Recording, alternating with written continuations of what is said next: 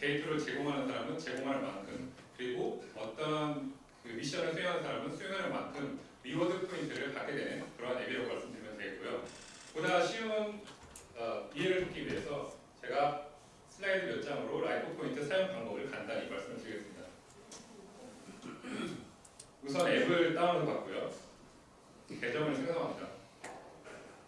스스로 프로젝트를 만들고 개인의 목표를 설정합니다.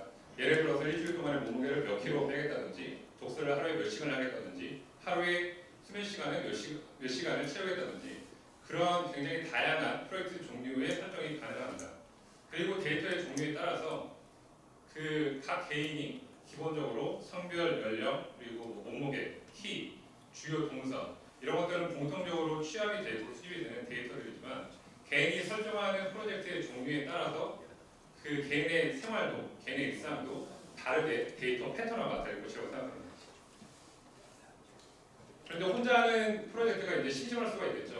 그럴 때는 이렇게 다른 사람과 함께하기 위해서 챌린지를 생성하게 됩니다.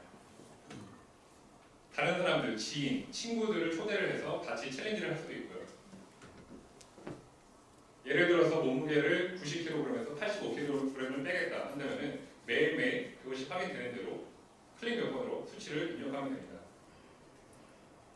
같은 챌린지를 하고 있는 사람들이 얼마나 잘하고 있는지를 실시간으로 확인이 가능합니다.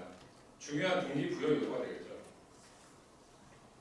그리고 챌린지를 통해서 커뮤니티가 형성이 되면 이렇게 SNS 활동도 당연히 수반이 될 겁니다.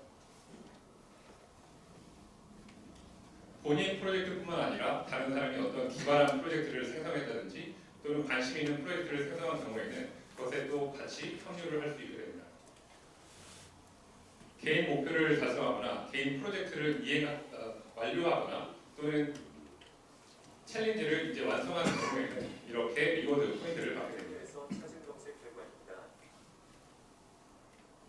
중요한 것은 이 라이프 포인트 앱을 회원 가입하고 이 앱을 활용하는 것뿐만 아니라 또한 데이터 요청이 들어오면 그것을 선택에 따라서 제공하면 그럼 그것에 따라서도 또한 다양한 리워드를 받을 수 있습니다. 이렇게 받은 리워드는 다양한 아이템으로 교환을 하거나 이웃들에게 기부를 하거나 또는 재단, 기관에 기부를 할 수도 있습니다.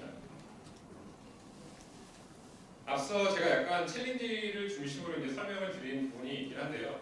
기본적으로 라이프 포인트 앱은 정말 일상의 모든 것들을 기록하는 앱이기 때문에 아침에는 몇 시에 일어났고, 점심에는 무엇을 먹었고, 어떤 영화를 봤고, 어떤 음악을 들었고, 오늘 하루의 주요 동선은 어땠는지 모든 것들이 기록된다는 점에서 라이프 로그 앱이라고도 할 수 있겠습니다. 그리고 이 화면은 라이프 포인트 데이터 사용 예시를 보여주는 화면인데요. 저희가 구상하고 있는 프로세스 흐름은 이렇게 됩니다.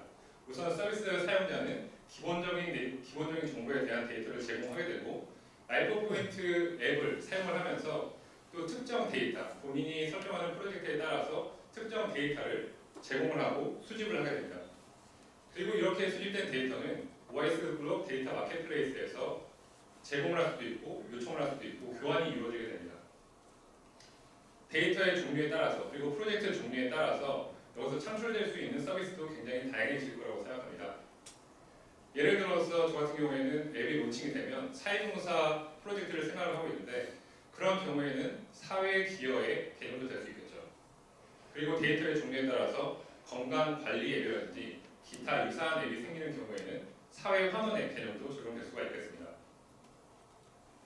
말씀드린 것처럼 저희가 데이터 수집을 위해서 저희 자체적으로 데이터 수집의 장을 한번 마련해보자라는 개념으로 라이프 포인트 앱을 만들었고 OS 블록 데이터 마켓에서 그 포인트들이 활용되고 그 데이터들이 활용되는데 어떤 식으로 데이터 마켓에서 데이터를 요청할 수 있고 제공될 수 있는지 간략히 데모로 보여드리도록 하겠습니다.